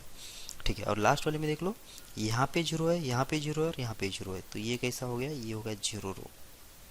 समझ में आ रहा है क्या? तो क्या क्या समझ में आ रहा है आपको कि नॉन जीरो रो मतलब हर एक रो में से कम एक तो भी नॉन जीरो एलिमेंट होना चाहिए, तब जाके उसको नॉन जीरो रो बोलेंगे। ठीक है, अगर इस जीरो के बदले आप मान लेते हैं कि 2 होता तो ये भी नॉन जीरो रो हो जाता, क्योंकि ये दोनों जीरो है लेकिन यहाँ पे तो नॉन जीरो एलिमेंट आ गया ना। ठीक है, लेकिन यहाँ पे तीनों के तीनों एलिमेंट्स कैसे आगे जीरो आ गए? इसलिए कैसा है? ये जीरो रो है। ठीक है, अब रैंक ऑफ मैट्रिक्स क्या होता है? तो इक्वलन फॉर्म बनाने के बाद जितने उसमें नॉन जीरो रोज बचेंगे वो उसकी रैंक होती है। फिर से एक बार, इक्वलन फॉर्म बनाने के बाद अब उसमें नॉन जीरो रोज काउंट करेंगे कितने हैं, जितने नॉन जीरो रोज होंगे उतना उसका रैंक होगा। और इस मैट्रिक्स में कितना रैंक है इसका? 2 है। बस इतना ही देखना है आपको। ठीक है, अब ये पहला प्रॉब्लम था इसलिए हमने क्या किया कि बहुत ही स्लोली किया है। तो अब दूसरा प्रॉब्लम में इतना मतलब टाइम नहीं लगेगा, अभी उसको तो हम लोग फटाफट कर लेंगे। ठीक है, समझ में आ रहा है आपको ये भी चीज़ें कैसी चल रही है? ओके, मतलब करना क्या है कि जो लीडिंग डायगोनल एलिमेंट्स है ना उसके नीचे जो एलिमेंट्स है उसको जीरो कर देना है। बाकी इसमें कुछ चेंज हो रहा है उसको देखना नहीं है, मतलब बस यहाँ पे जो ट्रायंगल बन रहेगा, ये जो ट्रायंगल बन रहा है 3 एलिमेंट्स का, उसको जीरो कर देना है, इतनी बात है। ठीक है, तो कर लो फटाफट इसको सॉल्व, इसको भी कर लेते हैं। अब मैं क्या कर लेता हूँ कि यहाँ पे R2 में चेंजेस करना है मुझे। R2 में चेंजेस कैसे करेंगे, ये R2 माइनस 2 × R1 कर दूंगा। तो क्या होगा कि यहाँ पे 2 था ना, ये इसको 2 से मल्टीप्लाई करने के बाद क्या होगा कि ये यहाँ पे 0 बन जाएगा। तो क्या हो रहा है देख लो, यहाँ पे आएगा 1, यहाँ पे आएगा 1 और यहाँ पे आएगा 1। इसमें तो कोई चेंजेस नहीं कर रहा हूँ मैं। तो क्या करने वाला हूँ, 2 में चेंज करने वाला, 2 रो में, सेकंड रो में चेंज होगा। कैसे होगा, R2 माइनस 2 × R1। तो पहले तो इसको 2 से मल्टीप्लाई कर लो और इसमें से घटा दो। तो 2 माइनस 2 0 हो गया। यहाँ पे 1 माइनस 2 कितना होगा, -1 और -3 -2 ये होगा कितना, -5। ओके, ये हो गया। अब R3 को लिख दो ऐसे के वैसे, या फिर R3 में तो हमने कुछ भी ऑपरेशन नहीं किया था ना। तो यहाँ पे एक और ऑपरेशन कर लेता हूँ मैं डायरेक्ट R3 के लिए। क्या कर लेता हूँ, R3 में क्या करूँगा, R3 में R प्लस कर दूंगा, R1 जो है ऐड कर दूंगा। उससे क्या होगा, यहाँ पे -1 था ना, ये +1 -1 कितना होगा, वो तो 0 हो जाएगा। ठीक है, यहाँ पे -1 था, यहाँ पे नीचे जो है ना वो -1 है, ये निकाल देता हूँ तो आपको पता चल जाएगा। देखो 1 - 1 0 हो जाएगा। तो इसलिए मैं क्या कर रहा हूँ कि ये R3 में R3 + R1 कर दूंगा। तो इन दोनों की एडिशन कितना आ गई, ये तो आ गई 0। ये 1 + 2 कितना आ गया, ये आ गया 3। और ये 1 + 3 कितना आ जाएगा, 4 आ जाएगा। बस एक ही स्टेप में 2 0 आ गए, बराबर है क्या। ओके, इसके बाद क्या है मेरा टारगेट। अब इसके बाद बस यहाँ पे जो है ना नंबर, इसको 0 करना है। तब जाके डायगोनल एलिमेंट्स के नीचे जो भी एलिमेंट्स है सारे 0 हो जाएंगे। अब इसके लिए क्या करेंगे, इसके लिए भी आसान तरीका है। क्या करेंगे, R3 में क्या करेंगे, R3 प्लस कर देंगे, क्योंकि हम तो इसको तो यूज़ नहीं करेंगे अभी, क्योंकि इसको अगर यूज़ कर लिया तो ये 1 की वजह से ये चेंजेस हो जाएगा। हमेशा हम लोग अब किसको यूज़ करेंगे, 2 को R2 को यूज़ करेंगे। R2 को क्यों यूज़ करेंगे, क्योंकि ये 0 है। तो 0 में इसमें कुछ भी ऐड करो, सब्ट्रैक्ट करो, कुछ फर्क नहीं पड़ेगा, ये 0 का 0 रहेगा। तो अब क्या करेंगे ऑपरेशन, यहाँ पे है 3, तो इसका मतलब यहाँ पे अगर 3 हो जाता, 3 - 3 तो 0 हो जाता। इसलिए मैं क्या करूँगा कि R3 में 3 टाइम्स R2 जो है ऐड कर दूंगा। सही है क्या, क्योंकि R3 में R2 में कितना, 3 से मल्टीप्लाई करेंगे तो क्या होगा, पहला एलिमेंट तो 0, बाद में होगा -3, बाद में होगा -15। तो ये -3 + 3 तो 0 हो जाएगा। बाकी तो आपने को लेना देना है ही नहीं, आपने तो डायगोनल एलिमेंट्स के नीचे एलिमेंट्स को 0 करना है, बस यही मेरा टारगेट है। तो देख लो फिर अब कितना आ रहा है, ये बन गया। इसमें तो मैंने कुछ चेंज किया नहीं, ठीक है, और इसमें भी कुछ चेंजेस किया नहीं, ठीक है। अब इसमें चेंजेस कर रहा हूँ मैं, कितना, ये 0 होगा, 0 का 0, ये -3 + 3 ये तो हो गया 0, और होगा -15 + 4 तो कितना आएगा, -11, ठीक है। तो ये बन गया। अब यहाँ से ये इक्वलन फॉर्म आ गया ना, तो रैंक ऑफ ये बोल सकते हैं क्या, बोलो कितना आ जाएगा। तो नंबर ऑफ नॉन जीरो रोज, पहले रो में तीनों की तीनों नॉन जीरो एलिमेंट्स है, तो एक हो गया, ये नॉन जीरो रोज है। दूसरा भी 2 एलिमेंट नॉन जीरो है, मतलब ये भी नॉन जीरो रो हो गया। तीसरे में ये दो तो जीरो है, लेकिन तीसरा भी तो नॉन जीरो है ना, मतलब इसका जो रैंक बनेगा वो बनेगा 3। समझ में आ रहा है आपको बात, रैंक बन गया 3। ओके, अब देख लेते हैं नीचे। अब ये आप लोग ट्राई कर लो इसको, ठीक है, इसका रैंक कितना आएगा वो देख लो, थोड़ा प्रैक्टिस हो जाएगी आपको, ठीक। तो आपको करना क्या है कि 4 को, ये 3 को और ये 4 को 0 कर देना है, कैसे यूज़ करके। अब बाकी जो भी ऑपरेशंस लगाना है वो लगा लो, ठीक है। रैंक आपको निकालते आना चाहिए। ओके, आगे अब ऐसा दिया जाएगा, मतलब ये मैट्रिक्स जो है ना, अपने को ऐसा 2 पार्ट में डिवाइड होगा मैट्रिक्स। ये यहाँ से यहाँ तक का एक अलग मैट्रिक्स है, और यहाँ से यहाँ तक का पूरा एक अलग मैट्रिक्स है। इसको बोलते हैं आर्ग्यूमेंटेड मैट्रिक्स। ये क्या है हम लोग आगे बोल लेंगे, लेकिन 2 अलग अलग पार्ट है, यहाँ से यहाँ तक मैट्रिक्स और यहाँ से यहाँ तक अलग मैट्रिक्स है। अब यहाँ पे डायगोनल एलिमेंट्स कौन से हैं, ये वाले, क्योंकि पहले लीडिंग एलिमेंट के डायगोनल ले जाओ ना, ये अलग से आ रहा है उसको छोड़ दो। तो इसका मतलब इसके नीचे जो एलिमेंट्स है उसी को 0 करना है यहाँ पे भी, ठीक है। तो इसका रैंक कैसे निकालेंगे, तो ये 4 को हटाना है, इस 7 को हटा देना है, ठीक है ना। तो पहला ऑपरेशन क्या करेंगे, तो R2 में चेंजेस करना है। कैसे चेंजेस करेंगे, R1 R2 माइनस करना पड़ेगा ना, R2 माइनस 4 टाइम्स करना पड़ेगा R1, ठीक है। तो क्या होगा कि 4 - 4 0 हो जाएगा। और R3 में लगे कर लेते हैं। R3 में भी क्या चेंज कर लेंगे, R3 माइनस 7 टाइम्स करना पड़ेगा मुझे R1, सही है। जब इसको 7 से मल्टीप्लाई करूंगा तो 7 - 7 0 हो जाएगा। तो 2 ऑपरेशन मैं एक ही स्टेप में कर रहा हूँ, ठीक है। तो 2 स्टेप्स मतलब हम लोग कम थोड़ा लिखने की ये पड़ेगी ज़रा सा। तो इसमें तो कुछ चेंजेस नहीं हो रहा है, 1 2 3 और ये वर्टिकल लाइन के बाद 4 रहे तो 4 का 4 रख दो, ठीक है।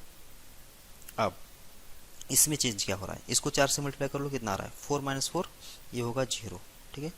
तो 4 माइनस 4 ये हो गया 0 और यहाँ पे कितना आ जाएगा 8 आएगा, 5 माइनस 8 कितना होगा -3 और ये होगा कितना 4 तो 12 होगा, 6 माइनस 12 ये बन गया -6। 4 से मल्टीप्लाई करना है यहाँ पे तो 16 बनेगा, 7 माइनस 16 7 माइनस 16 कितना -9, सही है। ये हो गया पहला ऑपरेशन।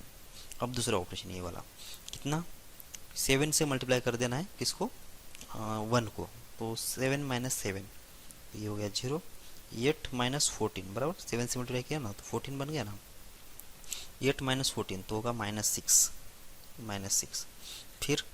फिर होगा 21, 9 माइनस 21 फटाफट कितना हो रहा है 9 माइनस 21 -9 होगा क्या, और ये होगा 28 ना 7 चौका 28, 12 माइनस 28 12 माइनस 28 तो -16 होगा क्या, -16 होगा लगता है, 12 माइनस 28 सही है,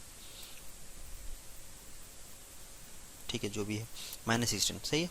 अब क्या करना है मुझे यहाँ पे 0 लाना है, यहाँ पे 0 लाना है, तो अब इसको 0 लाने के लिए क्या करेंगे, अब R3 में चेंजेस करना है मुझे, तो R3 में क्या चेंज करेंगे R3 माइनस R2 कर देंगे, R3 minus 2 times of R1 करना R2 करना पड़ेगा लगता है, ये बराबर क्या आएगा देख लो एक बार, मुझे गड़बड़ लग रहा है, 7 7 7 14 8 माइनस 14 -6 सही है, और ये होगा कितना 17 21 मतलब -12 आएगा शायद यहाँ पे ना, यहाँ पे आएगा -12 सही है, देख लो एक बार 29 माइनस 21 सही है -20 सही है। फिर बाद में यहाँ पे देख लो 28 आ गया, तो ये आ गया 28 माइनस में और कितना करना है 12 में से घटा देना है, तो हो जाएगा कितना 826 होगा और ये सही है। अब देख लो यहाँ पे कितना चाहिए मुझे, अगर यहाँ पे 0 करना है तो इस 3 को 2 से मल्टीप्लाई करेंगे तो हो जाएगा -6 और -6 कैंसिल होकर 0 हो जाएगा, इसलिए R2 को मुझे क्या करना पड़ेगा कितने से मल्टीप्लाई करना पड़ेगा R2 को मल्टीप्लाई करना पड़ेगा 2 से, चेंजेस इसमें नहीं हो रहा है तो जिसको जैसे को वैसे लिख लो और ये 4 को भी रख दो ऐसे के वैसे, चेंजेस इसमें भी नहीं हो रहा है मतलब सेकेंड रो में भी नहीं हो रहा है तो इसको भी ऐसे के वैसे लिख दो, ठीक है। चेंज हो रहा है किसमें थर्ड रो में चेंज हो रहा है, तो थर्ड रो के लिए अब लिख लेते हैं क्या क्या एंट्रीज होंगी, ये तो 0 ही होगा इसमें कोई दिक्कत नहीं है, यहाँ पे होगा -6 और ये -6 में से घटा दे रहा हूँ तो ये भी होगा 0, ठीक है। और यहाँ पे देख लो यहाँ पे कितना आएगा -12 क्योंकि 2 से मल्टीप्लाई कर रहा हूँ मैं, -12 कितना होगा ये तो होगा 0, ठीक है। और यहाँ पे देख लो कितना हो रहा है ये -18 होगा, -16 -18 कितना होगा ये +2 बचेगा यहाँ पे, ठीक है। अब देखना है मुझे इसका रैंक बताना है कितना आएगा, तो रैंक जो पूरे मैट्रिक्स का जो रैंक आएगा वो आएगा 3, ठीक है। जो पूरा मैट्रिक्स है उसका रैंक कितना है वो 3 है, कोई दिक्कत है क्या, क्यों, क्योंकि देख लो ये पहला पूरा जो ये पूरा रो है ना यहाँ से इस यहाँ तक ये पूरा रो है एक, तो इसमें तो सारे नॉन जीरो एलिमेंट्स हैं, एक नॉन जीरो रो हो गया, यहाँ पे यहाँ सारे इसमें सिर्फ पहला एलिमेंट 0 है बाकी तो नॉन जीरो है, इसका मतलब ये भी एक नॉन जीरो एलिमेंट है रो है, और इसके बाद ये 3 जो एलिमेंट्स है पहले वो 0 है, बाद में एक लास्ट में तो आया ना +2, इसका मतलब ये भी कैसा हो गया नॉन जीरो रो हो गया, ठीक है। तो इसका मतलब इसका रैंक कितना आ गया 3 आ गया, ठीक है। लेकिन मुझे सिर्फ अगर यहाँ पे जो पहला जो 3×3 का जो मैट्रिक्स है उसका अगर मुझे रैंक बताना है तो वो कितना होगा देख लो, तो यहाँ पे कितना आ रहा है ये तो ये सिर्फ यहीं पे है ना, इतना ही देखना है मुझे यहाँ से यहाँ तक ही, इतना ही जो मैट्रिक्स है उसका ही देखना है रैंक कितना है, ठीक है। यहाँ से यहाँ तक देख लिया हमने पूरे का, वो कितना है वो तो 3 है बराबर, अभी सिर्फ इतना ही देखना है मुझे, ये जो 3×3 का है उसी का ही देखना है, इस जो वर्टिकल लाइन से इधर वाला, ठीक है। देख लो इसमें तो 3 नॉन जीरो एलिमेंट्स है, इसमें 2 नॉन जीरो एलिमेंट्स है और इसमें सारे नॉन जीरो एलिमेंट्स है, तो रैंक पता चल रहा है आपको कितना है, इसका 2 है, ठीक है। इस मैट्रिक्स को अगर मैं ये बोल रहा हूँ तो ये होगा रैंक ऑफ ए, ठीक है। और ये जो मिला के ये जो बाजू में जो एक्स्ट्रा जो एक्सटेंशन लिखा है ना इसको अगर मैं बी मैट्रिक्स बोलूँ और ये कैसा है, ये है, तो ये जो मैट्रिक्स होगा कैसे होगा, ये और बी, ये कोलन बी लिखो या फिर ये स्लैश बी लिख दो, तो ये भी मैट्रिक्स का जो रैंक होगा कितना होगा, वो हो जाएगा 3। बस ये होगा, समझ में आ रहा है आपको। तो रैंक ऑफ ये भी अगर देखना है तो पूरे का देखेंगे, और रैंक ऑफ ये देखना है तो सिर्फ वो 3/3 का देखेंगे। अभी रैंक ये भी क्या है और ये क्या है वो अभी पता चल जाएगा कैसे करना है, ठीक है। ओके, तो अभी किस यहाँ पे यूज़ कहाँ पे होता है वो देख लेंगे, ठीक है। अच्छा, ये चलो इसी में देख लेते हैं। अब देख लो, ये जो मैट्रिक्स ये है, ये होता है कोएफिशिएंट मैट्रिक्स। कोएफिशिएंट मैट्रिक्स मतलब अगर मुझे यहाँ पे ये मैट्रिक्स अगर लिखना है, ये मैट्रिक्स अगर लिखना है तो क्या होगा, ये यहाँ पे ये जो कोएफिशिएंट्स है 1 1 और ये 1, फिर होगा 1, ये होगा 2 और ये होगा 3, और ये होगा कितना 1 2 और ये होगा लैम्बडा। ये होगा कोएफिशिएंट मैट्रिक्स, इसको बोलते हैं हम लोग ए, ठीक है। और जो बी मैट्रिक्स होगा, बी मैट्रिक्स क्या होगा, ये जो कांस्टेंट्स वाला है, कांस्टेंट जो है टर्म्स कॉन्सिक्वेंस है 6, ये 10 और ये होगा म्यू, ये होता है बी मैट्रिक्स, ठीक है। अगर आपने मैट्रिक्स पढ़ लिया है तो मतलब ज़रूरी नहीं कि मतलब पढ़ लिया होगा, ये आपको समझ में आ रहा होगा, ये x इक्वल्स टू बी, ऐसा करते हैं हम लोग वहाँ पे, ये x इक्वल्स टू बी। यहाँ से हम लोग क्या करते हैं कि x क्या होता है वैसे, x जो होता है ये मैट्रिक्स, मतलब जिसमें वर्टिकल एक मैट्रिक्स बनेगा, x y z ऐसे टर्म्स होते हैं, सही है। तो ये होगा x इक्वल्स टू बी, मतलब ऐसा ये रिलेशन होता है ऐसा। तो इसको हम लोग सॉल्व करते हैं कैसे, एक तो एडजॉइंट मेथड सॉल्व कर सकते हैं या फिर इनवर्स मेथड सॉल्व कर सकते हैं। ये जो मैं बोल रहा हूँ आपको कुछ समझ में नहीं आ रहा है तो कोई ज़रूरत नहीं है, हम लोग मैट्रिक्स में इसको पढ़ेंगे, अभी इसको हम लोग देख भी नहीं रहे, ठीक है। हम तो बस रैंक से जाने वाले हैं, ठीक है। तो अब हम क्या करेंगे, रैंक से जाना है तो क्या करेंगे, बस एक आर्ग्यूमेंटेड मैट्रिक्स बनाएंगे। मैंने क्या बोला, आर्ग्यूमेंटेड मैट्रिक्स। आर्ग्यूमेंटेड मैट्रिक्स का मतलब क्या होता है कि उसके अंदर इसके कोएफिशिएंट्स रहेंगे 1 1 और ये 1 और ये 1 ये 2 और यहाँ पे 3 और कितना 1 2 और यहाँ पे लैम्बडा, और यहाँ पे क्या आएगा, ये वर्टिकल लाइन आएगी और उसके बाद ये बी मैट्रिक्स आएगा, मतलब 6 और होगा ये 10 और ये होगा म्यू, ठीक है। समझ में आ रहा है आपको ये चीज़ ऐसे। तो क्या है ये, इसको बोलते हैं हम लोग आर्ग्यूमेंटेड मैट्रिक्स। आर्ग्यूमेंटेड मैट्रिक्स का मतलब क्या होता है कि उसके अंदर कोएफिशिएंट मैट्रिक्स भी आ जाता है और इसका कांस्टेंट मैट्रिक्स भी आता है। तो ये क्या है, इतना जो मैट्रिक्स है वो क्या है, ये है, और ये जो टोटल है यहाँ से लेकर यहाँ तक, ये कौन सा है, ये है ये बी मैट्रिक्स, ठीक है। ओके, अब आपको मिल रहा है, ये मैट्रिक्स मिल गया, ये भी मैट्रिक्स मिल गया। अब मैं जो बोल रहा हूँ वो ध्यान से समझ लो, ये अगर समझ में आया तो ये जो चैप्टर है वो यहीं पे ख़त्म हो गया। अभी हम लोग क्या करेंगे, अब रैंक ऑफ ये निकालेंगे, ठीक है, और रैंक ऑफ ए भी निकालेंगे, रैंक ऑफ ए निकालेंगे और रैंक ऑफ ए भी निकालेंगे। चेक करेंगे क्या दोनों इक्वल है क्या। अगर ये दोनों इक्वल होते हैं तो सिस्टम जो होती है वो होती है कंसिस्टेंट, ये होती है कंसिस्टेंट। समझ में आ रहा है क्या, रैंक ऑफ ए और रैंक ऑफ ए बी, मतलब इस 3/3 का जो रैंक है और जो 3/4 का जो रैंक है, मतलब पूरे का सेम अगर होता है तो सिस्टम होती है कंसिस्टेंट, ठीक है। अब इस कंसिस्टेंट में तो दो केसेस आएंगे, कौन से, यूनिक सॉल्यूशन और इनफाइनाइट सॉल्यूशन। अब उसकी बात कर लेता हूँ मैं। कंसिस्टेंट में दो केसेस कौन से, यूनिक भी हो सकता है यार, इनफाइनाइट भी हो सकता है। तो उसके लिए तो क्या है कि बेस कंडीशन तो वही है, तो रैंक ऑफ ए और रैंक ऑफ ए बी ये दोनों तो इक्वल होना ज़रूरी है ही, वैसे ये दोनों इक्वल होना ज़रूरी है। और अगर ये नंबर ऑफ वेरिएबल्स के बराबर हो जाते हैं, नंबर ऑफ वेरिएबल्स के बराबर, वेरिएबल्स के बराबर मतलब क्या, चलो इसी में देख लेते हैं। तो इसमें वेरिएबल्स कितने हैं, वेरिएबल्स मतलब ये नहीं है, ये लैम्बडा और म्यू ये वेरिएबल नहीं बोल रहा मैं, जो इक्वेशन है कितने वेरिएबल का है, एक्स वाई जेड, 3 वेरिएबल का इक्वेशन है, ठीक है, 3 वेरिएबल का इक्वेशन है। तो हम इस वेरिएबल की बात कर रहे हैं हम लोग यहाँ पे। तो यहाँ पे कितने, ये रैंक ऑफ ए बी कितना होना चाहिए, नंबर ऑफ वेरिएबल्स के बराबर होना चाहिए। मतलब रैंक ऑफ ए बी अगर 3 होती है, रैंक ऑफ ए बी भी अगर 3 होती है और नंबर ऑफ वेरिएबल्स कितने 3 है, तब जाके क्या आएगा कि इसमें यूनिक सोल्यूशन आ जाएगा, इसमें यूनिक सोल्यूशन आ जाएगा। मतलब क्या होगा इसका कि इसमें भी कम से कम एक तो नॉन जीरो एलिमेंट होना चाहिए, रो होना चाहिए, इसमें भी कम से कम, मतलब इस तीनों रो में कम से कम एक तो नॉन जीरो एलिमेंट होना चाहिए। तब जाके क्या होगा कि ये चीज़ पॉसिबल है कि रैंक ऑफ ए बी और नंबर ऑफ वेरिएबल सेम होंगे। ठीक है। अब यहाँ पे क्या कंडीशन होगी कि rank of A and rank of A B, ये दोनों कैसे इक्वल तो होना ही चाहिए ना, इक्वल होगा तो ये कंसिस्टेंट होगा। लेकिन ये जो रैंक होगा वो कम होना चाहिए नंबर ऑफ वेरिएबल से, ठीक है। कम कम, या फिर यहाँ पे नॉन इक्वल लिखते तो भी चल जाता, मतलब इक्वल नहीं होना चाहिए किससे, नंबर ऑफ वेरिएबल से। ऐसा क्यों लिख रहा हूँ मैं नंबर ऑफ वेरिएबल, पहले लेस देन भी लिखा था मैंने, तो लेस देन वैसे तो लेस ही आएगा, क्योंकि जितने वेरिएबल्स होंगे उतने तो इक्वेशन होंगे, जितने वेरिएबल्स होंगे उतने इक्वेशंस होंगे। इसका मतलब अगर जितने वेरिएबल्स है उतने अगर इक्वेशंस होंगे, तो जो ये इक्वेशन 1 है, इक्वेशन 2 है, इक्वेशन 3 है, तीन इक्वेशन थे इसलिए, तीन वेरिएबल थे इसलिए तीन इक्वेशन आ गए। चार वेरिएबल होते तो चार इक्वेशन आ जाते, और दो वेरिएबल तो दो इक्वेशन आ जाते। इसका मतलब इसका रैंक जो होगा मैक्सिमम तो तीन ही हो सकता है ना। नॉन जीरो रोज हम लोग कब तक काउंट कर सकते हैं, बस ये जितने रोज होंगे उतने, और जितने इक्वेशंस होंगे उतने ही रोज बन सकते हैं। तो इसका मतलब क्या हुआ कि रैंक ऑफ ए भी मैक्सिमम जितने नंबर ऑफ इक्वेशन है उतना बन सकता है, बराबर है क्या। और वेरिएबल्स भी उतने हैं, तो ये केस बन जाएगी। अगर रैंक ऑफ ए जो है नंबर ऑफ वेरिएबल के बराबर बन गया तो यहाँ पे आ जाएगा। अब ये और बी, ये भी जो है रैंक इक्वल है और नंबर ऑफ वेरिएबल्स के बराबर नहीं है, ऐसा कब पॉसिबल हो सकता है।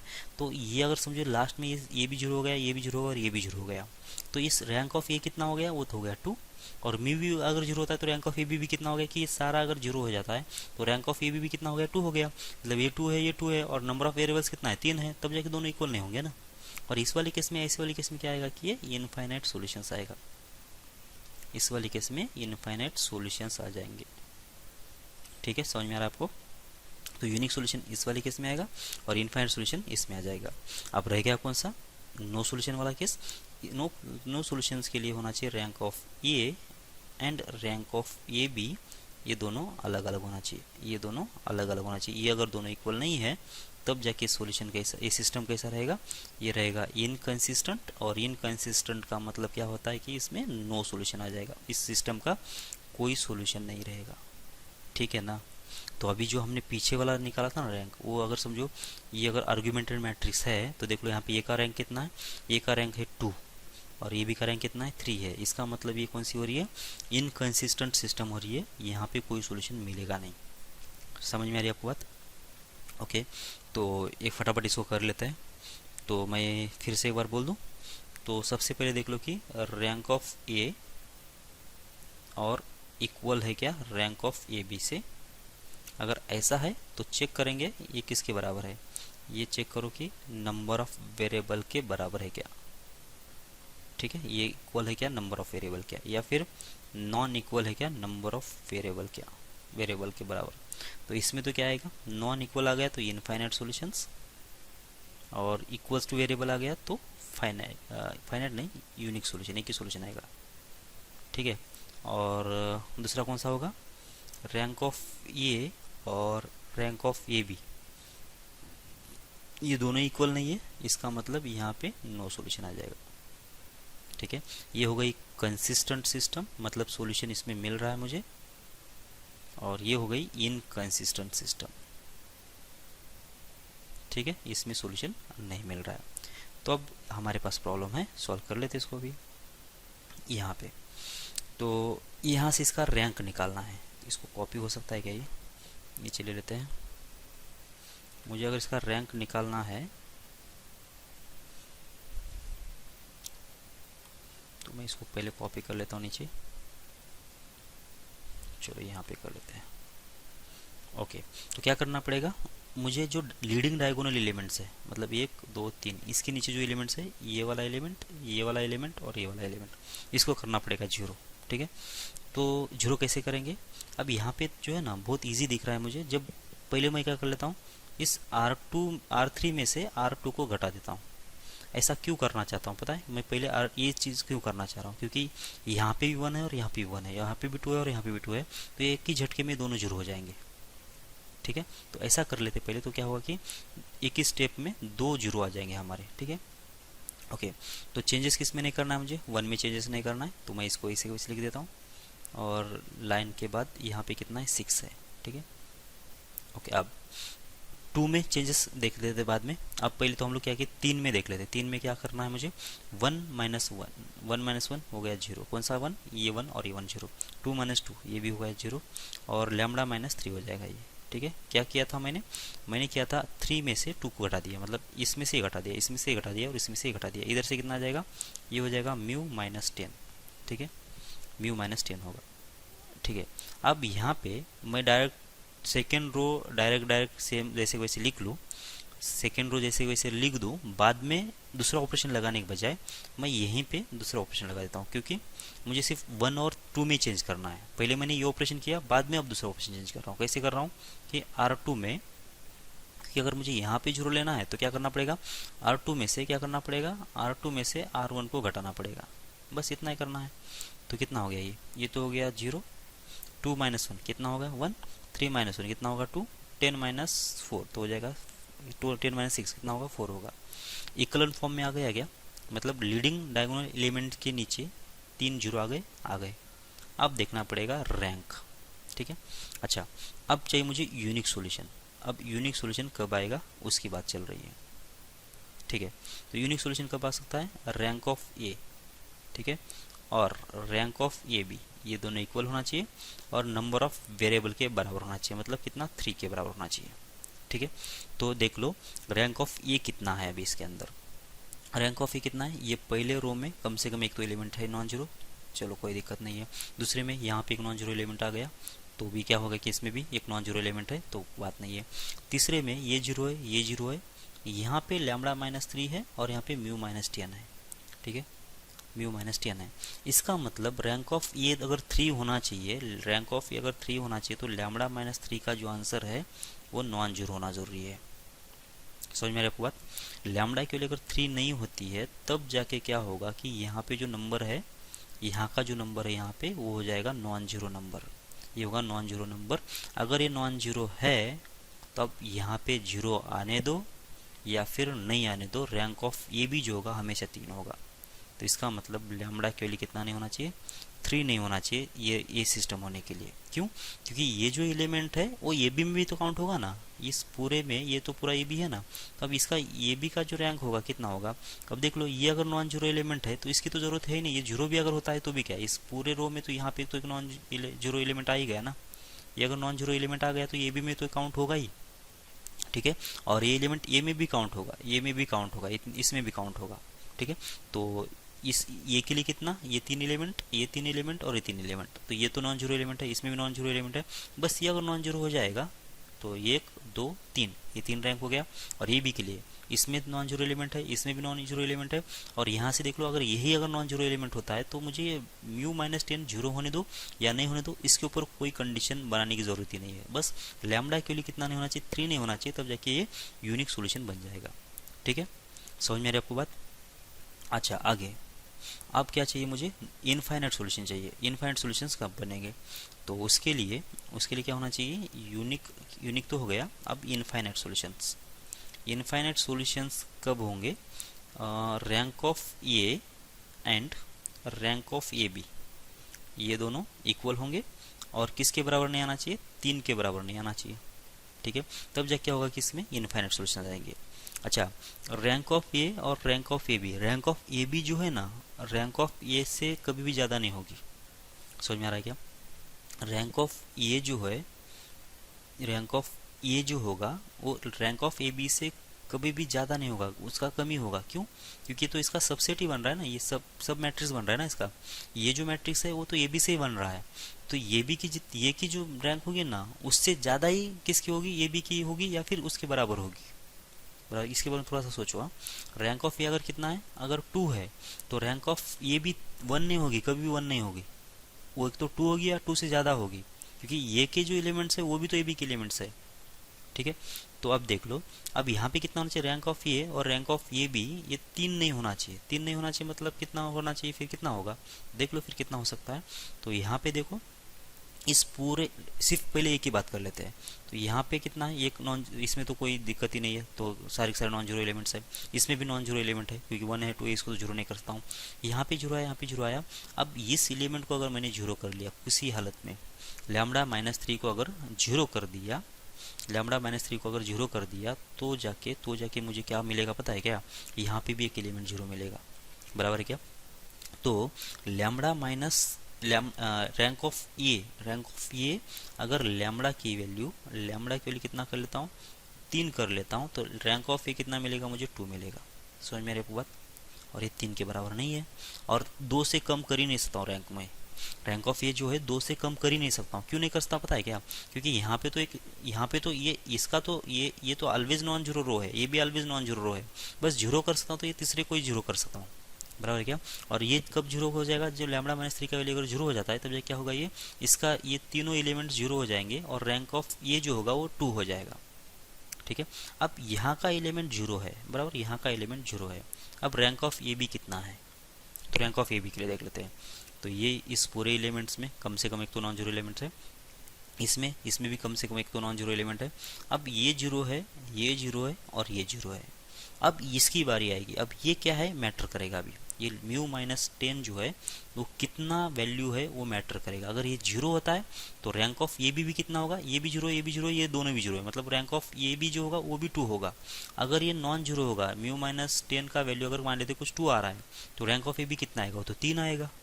सही है, क्योंकि यहाँ पे इस पूरे रो में यहाँ पे एक मुझे नॉन जीरो एलिमेंट मिल जाएगा ना। तो इसलिए अगर मुझे इसका भी म्यू रैंक ऑफ ए बी का भी आंसर कितना चाहिए मुझे, रैंक अगर 2 चाहिए, तो इसका मतलब ये म्यू माइनस 10 को जीरो होना ही पड़ेगा। मतलब म्यू के लिए कितना होना चाहिए, 10 होना चाहिए, तब जाके क्या होगा कि रैंक ऑफ ए बी जो होगा वो हो जाएगा 2। ठीक है, अब ये दोनों इक्वल है और ये 3 के बराबर नहीं है, मतलब रैंक ऑफ ए और rank of A B equal है, मतलब कंसिस्टेंट सिस्टम है, लेकिन रैंक इनकी किसके बराबर नहीं है, नंबर ऑफ वेरिएबल के बराबर नहीं है। मतलब इसमें कितना आएंगे, इनफाइनाइट सॉल्यूशंस आएंगे। ठीक है, समझ में आ रही है आपको बात। अच्छा, इसका रैंक 2 से कम नहीं कर सकते हम लोग, समझ में आ रही है आपको बात, क्योंकि यहाँ पे तो अभी डायरेक्ट डिजिट है ना, डिजिट को जीरो कैसे कर सकते हैं हम लोग, कर ही नहीं सकते। हाँ, यहाँ पे वेरिएबल था इसलिए, यहाँ पे कोई आर्बिट्री कांस्टेंट था इसलिए हमने इसको जीरो कर दिया। ठीक है, अच्छा, लैम्बडा के लिए अगर 3 होती है और लैम्बडा के लिए अगर म्यू के लिए अगर 10 नहीं होगी, तो इसका मतलब रैंक ऑफ ए और रैंक ऑफ ए भी दोनों मैच नहीं करेंगे, तो इनफाइनाइट सोल्यूशन नहीं आएंगे फिर। मतलब ये भी जीरो होना चाहिए और ये भी जीरो होना चाहिए, तब जाके रैंक ऑफ ए और रैंक ऑफ बी मैच करेगा, दोनों जीरो कितना होंगे, 2 होंगे और इनफाइनाइट सोल्यूशन आएगा। और पहली केस के लिए यूनिक सोल्यूशन के लिए अगर यही एलिमेंट अगर नॉन जीरो होता है यहाँ पे, तो ये एलिमेंट जो है वो ए का भी पार्ट है और ये बी का भी पार्ट है, तो इसका मतलब उस वाली केस में मुझे इसको देखने की जरूरत नहीं थी, क्योंकि ये अगर नॉन जीरो एलिमेंट आ गया तो ये में भी काउंट होगा और ये बी में भी काउंट होगा, तो ये का भी रैंक इससे बढ़ेगा और ये बी का भी रैंक इससे बढ़ेगा। ठीक है, लेकिन अगर ये एलिमेंट जीरो हो गया है तो रैंक ऑफ ए तो हो गया 2 और रैंक ऑफ ए भी कितना होगा, अब ये तो तीनों तो जीरो है, बस अब ये एलिमेंट क्या है उसके ऊपर डिपेंड करेगा। ठीक है, मैं बहुत ही क्लियरली समझा रहा हूँ, अगर नहीं समझ में आया तो आप इसको दोबारा इस पीछे जाके देख लो इस वीडियो को। ठीक है, अच्छा, लास्ट केस, नो सोल्यूशन कब आएगा, नो सोल्यूशन कब आने वाला है, नो सोल्यूशन आने के लिए rank of A and rank of A B ये दोनों इक्वल नहीं आना चाहिए। ठीक है, और जो अभी अभी मैंने बोला था थोड़ी देर के पहले, तो रैंक ऑफ ए बी जो होगा ये से इक्वल तो होगा या फिर ज़्यादा होगा, रैंक ऑफ ए बी कभी भी ये से कम नहीं होगा। क्यों, क्योंकि ये के कुछ एक्स्ट्रा, ए में कुछ एक्स्ट्रा एलिमेंट डाल के हमने ये भी बनाया है, तो अगर ये में कुछ अगर एक्स्ट्रा एलिमेंट अगर डाल के ये भी बनाया है तो इसमें तो ज़्यादा है ना एलिमेंट्स, तो इसकी रैंक एक तो इससे ज़्यादा होगी या फिर इक्वल होगी, इससे एक ही कभी भी कम नहीं होगी, इससे कभी भी कम नहीं होगी।